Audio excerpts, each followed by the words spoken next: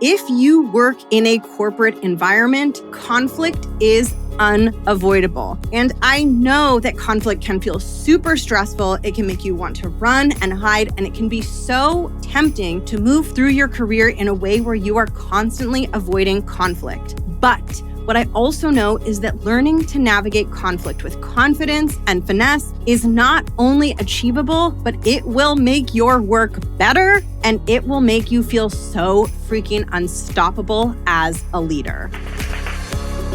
Welcome to The Art of Speaking Up, a podcast that helps professional women access the limitless potential that lies within them.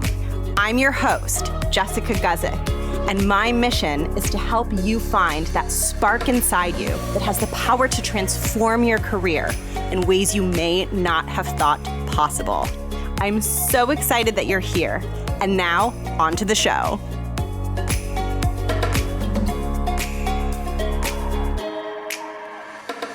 Welcome to the podcast. Thank you for being here. Thank you for tuning in. My name is Jess. I am a career coach for women. I help women in the corporate space build unstoppable confidence and ascend into leadership roles. And one of the really big skill sets that I help my clients with and that I help you with through this podcast that will help you succeed and thrive in your corporate career is elevating your verbal communication. And today I'm talking about one of the most important and also the most difficult verbal communication skills that exists, which is knowing how to communicate to resolve conflict, knowing what to do and what to say when conflict pops up at work, not just so you can resolve the conflict, but also so that you can demonstrate to your boss, to leaders, to executives at your company that you are capable of navigating conflict. Because a leader who can navigate conflict is a leader who can handle a whole lot of complexity. And a leader who can handle a whole lot of complexity is a leader who is going to get promoted and create a ton of success in their corporate career.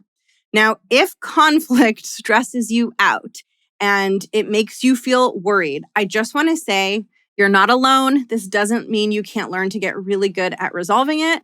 And I also just want to say, welcome to the club. You are not the only person who struggles with conflict. This is one of the elements of verbal communication that my clients struggle with most. It is something that I really struggled with in my corporate career. I was not someone who initially felt comfortable with conflict, but I evolved past that and I learned to love it.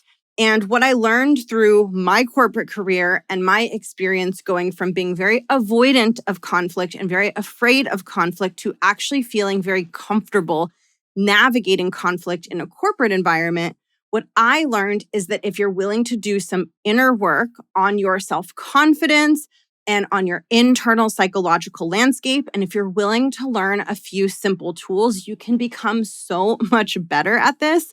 And as you get better at it, you're going to feel less stressed in your job because you're no longer going to be so worried and anxious when conflict pops up. So today, what I'm doing is I'm helping you with all of those things. I'm helping you build the inner strength to be less afraid of conflict, to face it more courageously and more bravely. And I'm also going to give you some tools that are really going to help you resolve conflict in a way that not only solves the conflict, but like I said before, in a way that shows people that you have what it takes to lead. Conflict is the most fertile soil that exists out there when it comes to demonstrating your leadership potential.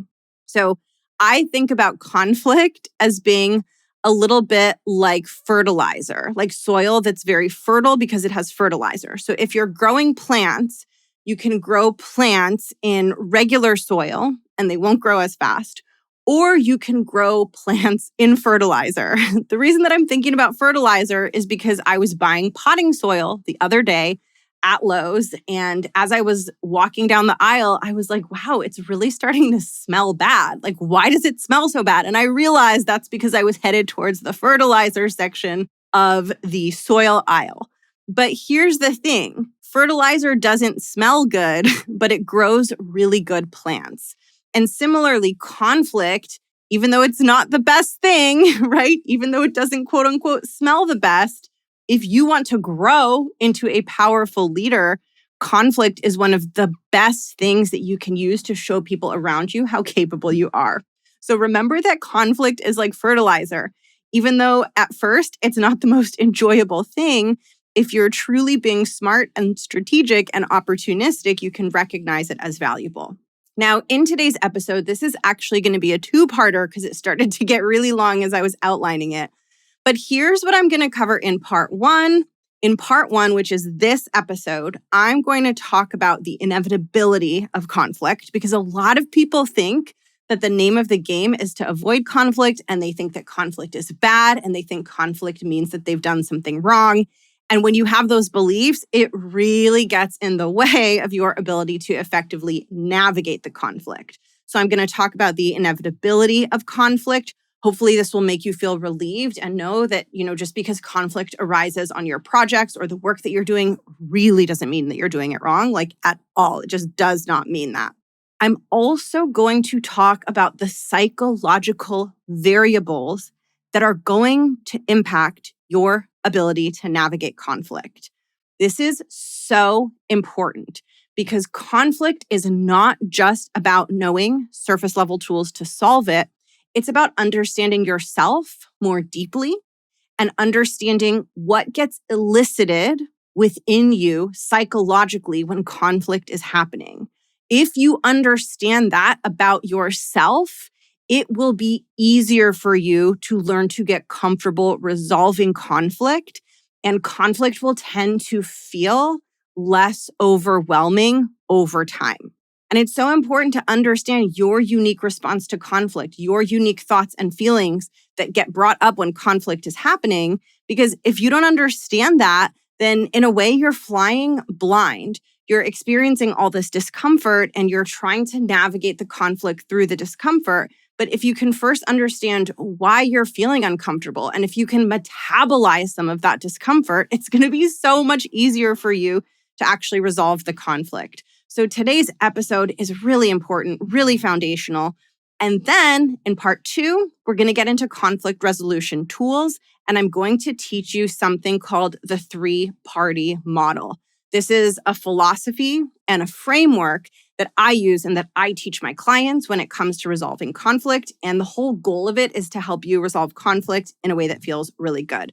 So we have a lot to talk about and a lot to cover in today's episode. So the first thing that I'm going to talk about is what I call the inevitability of conflict.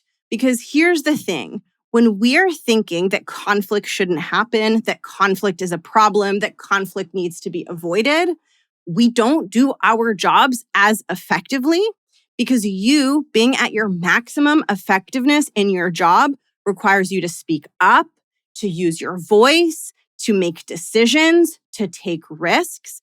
And every once in a while, you are going to upset someone or encounter some sort of conflict if you're doing those things properly.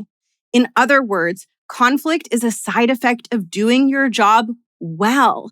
And the flip side of that is that when you're avoiding conflict, you're often playing it too safe. You're not taking risks.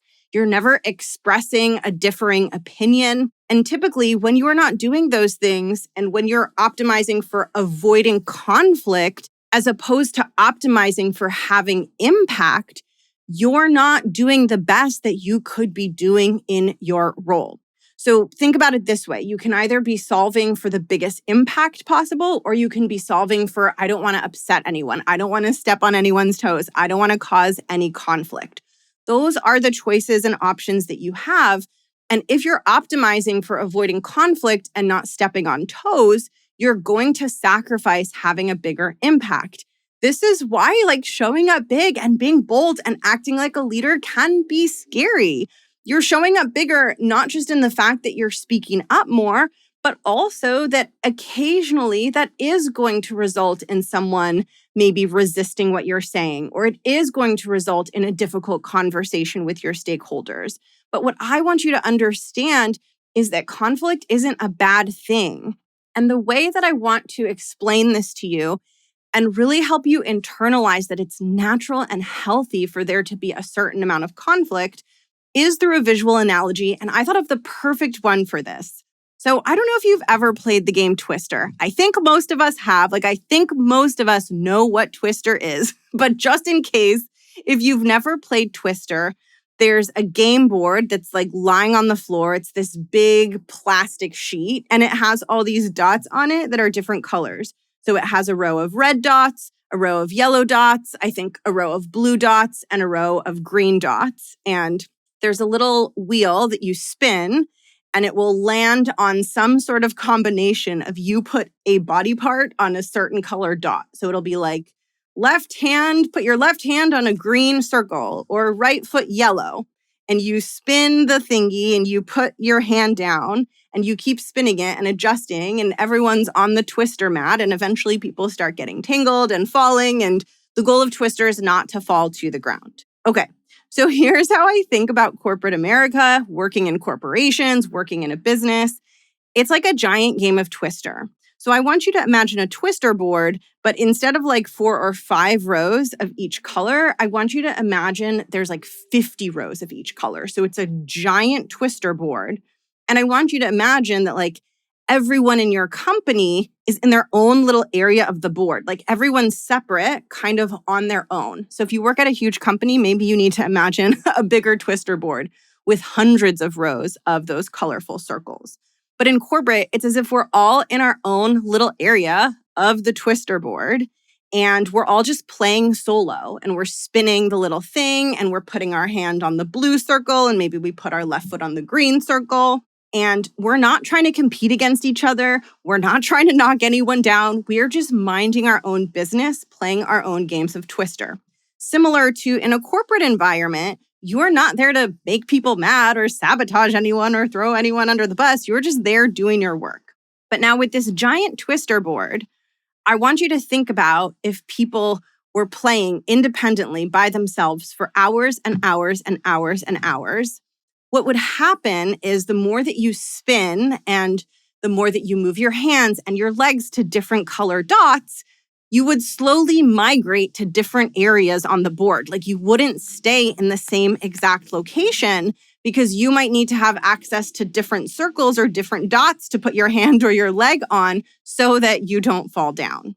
So everyone can be playing this huge Twister game with no intention of getting in anyone else's territory or knocking anyone down. But if you play and play and play and play, eventually people might knock into each other. Eventually you might start to overlap with someone else on the Twister board. This is not because you're doing it wrong or because you're bad or because you're trying to sabotage them. It's because the Twister board is finite and everyone's just doing the best they can to find the dots to put their hands and legs on that will prevent them from falling down. And this is a perfect analogy to understand why conflict arises in corporate. We are doing our own thing. We are not trying to get in anyone else's way or step on people's toes, but it's impossible for us to never bump into someone. It's impossible for us to never overlap with someone else in our company in a way that causes them to maybe fall down or in a way that disrupts their Twister playing. So I want you to think about it as a skill that you need to develop because the conflict itself is a very natural and organic thing. And I want you to think about if you tried to play Twister and you made it your goal to never get into anyone else's territory and never disrupt anyone around you, you would have a disadvantage at the game because you wouldn't be able to expand to any of the dots farther around you. So you might harm your own progress in Twister if you were solving and optimizing for not upsetting people. This is the classic thing that we run into also with people pleasing, right? We're not solving for our own needs. We're solving for other people and trying to manage their feelings. And so we sacrifice our own needs, our own wants, our own path forward in order to not encounter any sort of friction with the other person, right? In this Twister game, if all you care about is I don't want to ever get into anyone else's territory and face any sort of conflict, you're going to sacrifice your ability to do well in the game. And if you really want to play the game and maximize your success, you have to be willing to put your hand and your feet on any of the circles. The more circles you have as options, the better you can do. So the good news is that conflict is natural. And what I want you to understand is, number one, you want to play Twister to win Twister. You want to play the game to win, not to win by knocking down other people, just to win by you finding your best next move. So that's number one.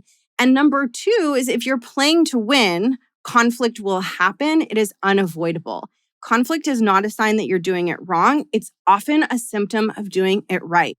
This is true both in the workplace and in interpersonal relationships. If you look into any sort of research or any academic perspectives around relationships and conflict and human psychology, having conflict doesn't mean that a friendship or a romantic relationship is unhealthy. In fact, conflict is a natural symptom of many healthy relationships. And a lot of the common knowledge around that in the psychological space is that what differentiates whether a relationship is quote unquote healthy is how the two people in the conflict move through the conflict to repair the conflict. So a sign and a symptom and sort of how you know that a relationship is strong isn't by looking at it and saying, do they never fight? Do they never have conflict? The way that you know it's strong is by looking at when they do have conflict, how do they move through it? Are they able to figure it out between the two of them? And that's exactly how I want you to think about good leadership. Good leadership isn't, oh, I didn't make anyone mad, like no one got upset, no, this wasn't ever difficult, there weren't any human frictions. Good leadership is when things inevitably got difficult, when people got frustrated, when that person got upset, how did you move through it? What were you able to do then, right? Think about a job interview. If they say like, hey, what's your relationship with conflict? What's the more powerful answer? Is it to say, oh, I'm really good at avoiding it, so I never encounter it, right? We can see how absurd that sounds. Or to say, you know what? It's inevitable. It comes up when you're doing complex, high impact work, but I feel really solid about my ability to navigate it. And here's how I like to approach it. So you can see then that knowing how to navigate conflict is valuable.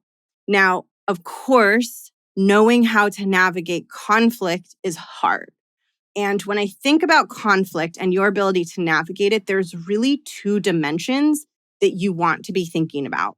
So I'm going to talk about one of those dimensions in this episode and then the other dimension in part 2. So the first dimension you want to be thinking about is your internal psychological experience of conflict, your personality, your upbringing, your tendencies. All of those things are going to uniquely shape the way that you experience conflict. And understanding how you experience conflict and what feelings and thoughts it brings up for you personally is going to make you better at resolving it. Because for so many of us, conflict brings up an enormous amount of discomfort. And we have to understand that and learn to navigate our own discomfort before we can even get to the step of becoming really good at applying tactics and tools and frameworks to navigate conflict. So the first dimension of conflict is understanding the internal relationship that you have with it, your psychological response to it, and that is personal and unique to you. That's the first part. Then the second part is the practical part, knowing what to do. What do you say when someone disagrees with you? What do you do when your boss doesn't like the direction you're going? Like, how do you move forward through that? And there are really effective ways to handle that in a corporate setting. That's what I'm talking about in part 2, the more practical stuff. But first, let's talk about your relationship with conflict, because your relationship with conflict is going to directly impact your ability to resolve conflict. So what I'm going to talk about are the factors and variables that are going to impact your comfort and your natural existing ability to solve conflict. So the way that I think about this is like if you were going to go mountain climbing, let's say, there's probably lots of techniques you need to learn. Like let's say you're going to climb Mount Kilimanjaro. There's probably a lot of knowledge you need to gather. That being said, Despite all that knowledge, it's probably a really good idea to just be in good physical shape, like have good cardiovascular endurance, have muscular legs, right? Like even if you don't know how to climb mountains, that level of physical endurance is going to help you no matter what. That's what we're talking about here, except instead of physical endurance, it's psychological endurance. It's helping you see what psychological foundations are going to make you better at navigating conflict, no matter how adept you are or how many tactics and frameworks you learn. So there are two really, really, really big things that will impact our ability to navigate conflict. And these are something that we're going to explore together without judgment. If these are things you struggle with, you're not doing it wrong. Nothing's wrong with you. These are just difficult internal battles that we all faced. I have direct experience with both of these. These are natural. These are normal. There's nothing wrong with these. And most importantly, you can move through these. Okay, so there's two things that are going to impact your relationship with conflict and how you respond psychologically. Number one is your confidence and sense of peace around your own skill set. And number two is the relationship that you developed with conflict through your years of upbringing and moving into adulthood. All of the things that you learned about conflict in your formative years. So let's start with the first one, which is your confidence and your sense of peace around your existing skill set.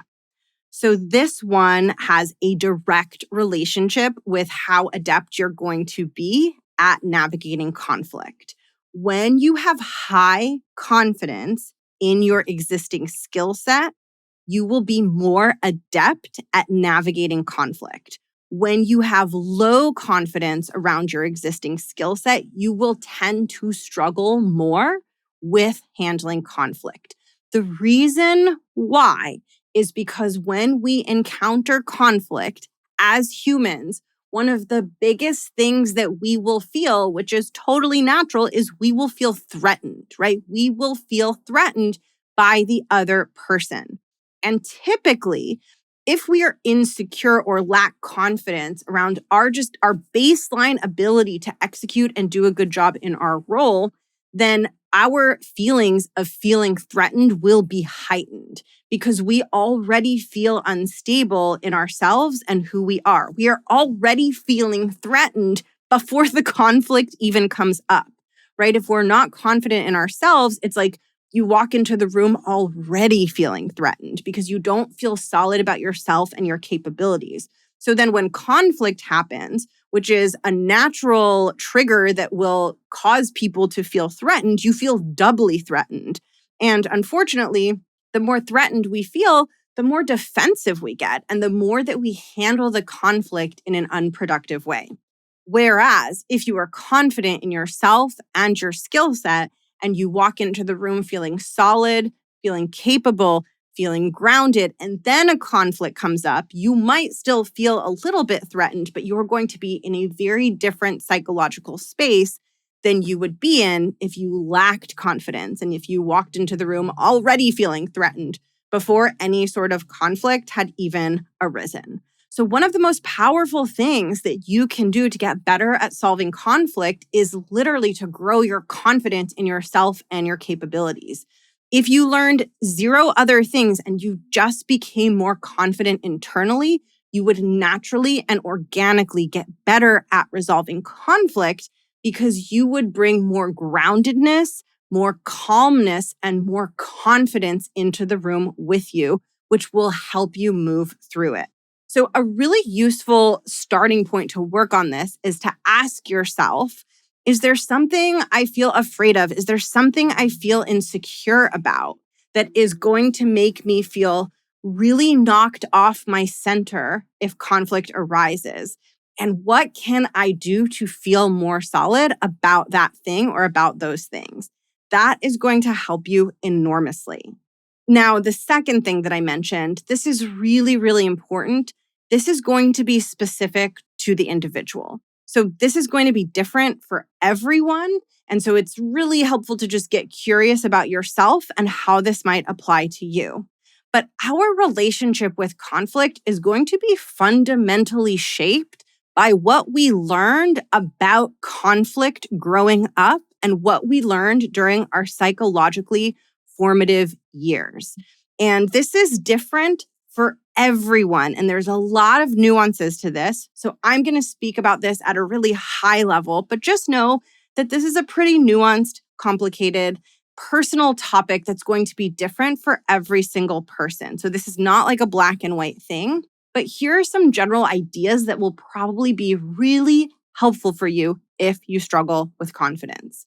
There are lots of different things that we can learn about conflict based on how we experienced it or didn't experience it during our psychologically formative years. So here are some examples of ways that we might have experienced conflict as we were growing up and slowly becoming adults and slowly learning about the world and how it works. For some people, we may have been exposed to conflict and healthy ways of repairing conflict. So maybe we encountered situations where a conflict would come up, maybe a conflict within our family, maybe a conflict at school. And what we were modeled is that we can solve this conflict. And it's okay that this conflict came up. We're going to figure it out and we're going to work through it. So that's a really healthy way to learn about and be exposed to conflict. Now, there are other ways that we may have experienced conflict.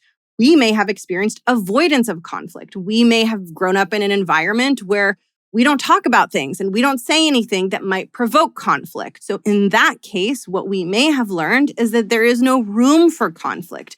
Conflict shouldn't be there. Conflict should be avoided.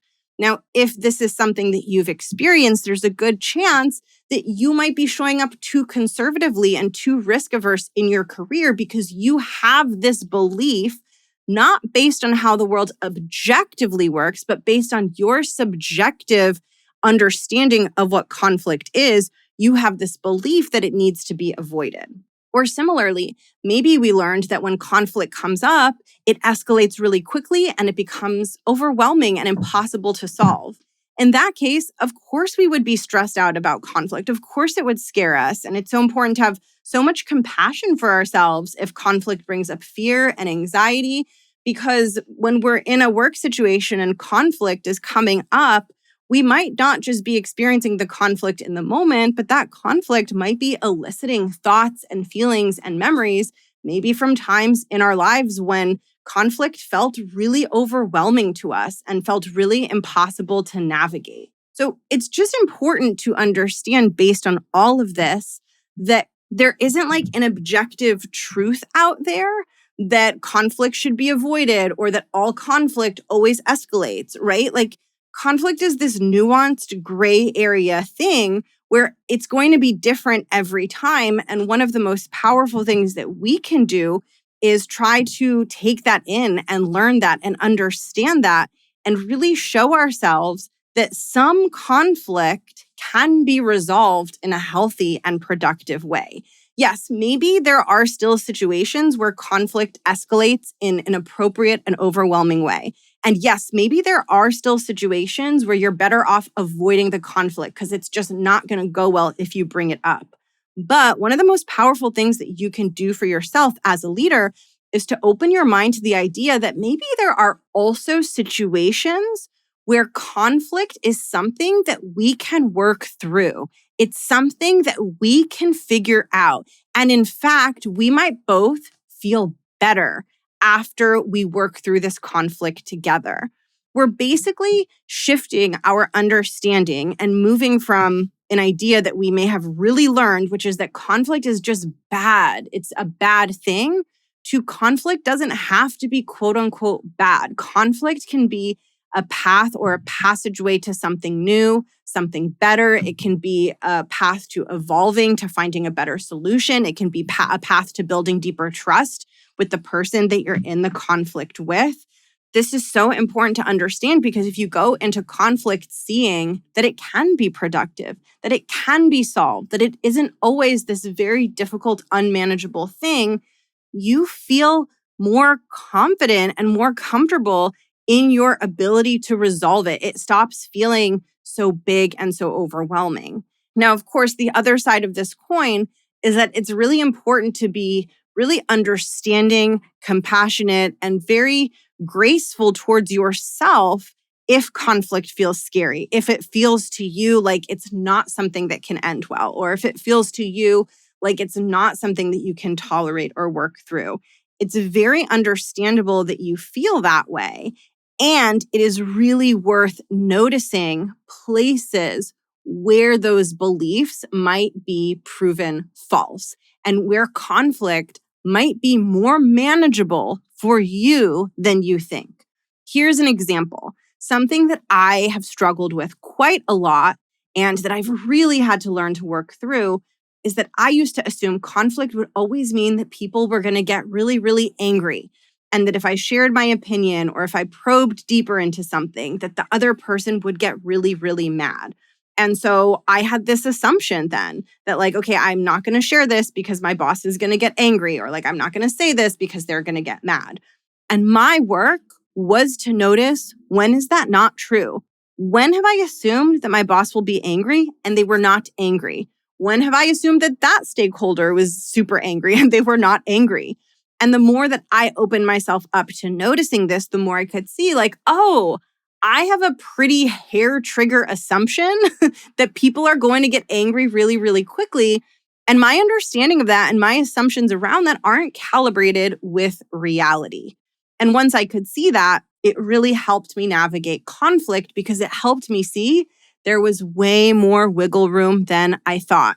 Of course, yes, sometimes people do get angry, right? It's not that no one ever gets angry. It's not that conflict never escalates, but it's also not that conflict always escalates, right? It's that gray area, seeing that the world isn't quite as simple and black and white and rigid as we were expecting it to be. And especially when it comes to navigating conflict, it is essential to let go of those black and white rigid views of what we think about conflict, because we need to be really flexible and present and open-minded in order to work through conflict and find solutions. And if we're in this black and white world of like, conflict always leads to escalation, it always makes people mad, it always results in something bad. If we're in that black and white, very narrow way of seeing the world, it's going to be really hard for us to have the internal resources and creativity and adaptability to work through the conflict and find solutions. So one thing that you can ask yourself here is just, what is my relationship with conflict? What are my thoughts about conflict? What did I learn about conflict throughout my life? And what new facts and new understandings and new ways of seeing reality are important for me to open up to so that conflict feels less scary and more doable and manageable. Now, if you work on these two things, if you grow your confidence in your skill set, and if you also work on your relationship with conflict itself, you will just get better at navigating it regardless of what tactical tools and frameworks you learn. But that being said, if you know how to navigate conflict adeptly, and if you have really solid verbal communication skills around conflict, you'll be so much better at resolving it. And that's what I'm going to talk about in part 2. In part 2, I'm going to teach you the tool that I teach my clients. It's called the 3-party model. It's a mindset and a framework for resolving conflict in a way that's productive and in a way that feels good, not just to you, but also to your stakeholders. I will catch you in part 2, and I can't wait to see you there. Bye.